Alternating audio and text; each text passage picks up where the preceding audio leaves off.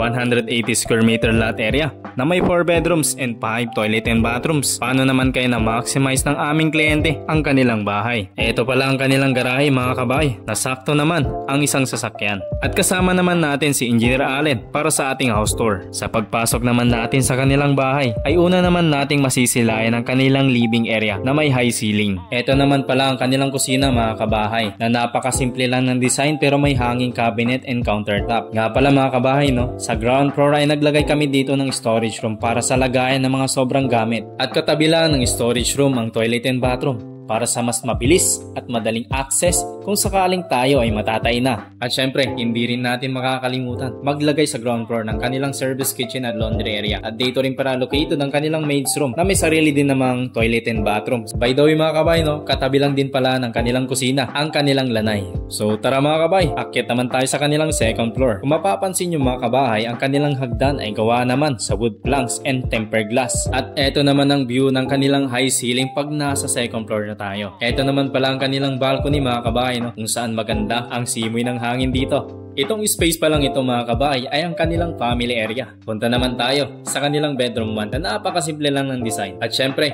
may toilet and bathroom na rin dito para naman sa access ng ating bedroom 1. Tara, at mag-proceed naman tayo sa kanilang junior master bedroom kung saan na-utilize natin ng maayos ang space nito at nakapaglagay tayo dito ng sariling toilet and bathroom, built-in closet at may sarili na rin itong balcony. Punta naman tayo sa kanilang master bedroom na may sarili din namang balcony kung saan magandang place naman para tayo ay makapag-relax. Hindi natin makakalimutan syempre maglagay ng walk-in closet na konektado naman sa kanilang toilet and bathroom. Recap lang tayo mga kabay, no? Itong bahay na ito ay may 180 square meter lot area na may 4 bedrooms, isa sa baba at 3 sa taas. And total of 5 toilet and bathroom, 2 sa baba at 3 sa taas.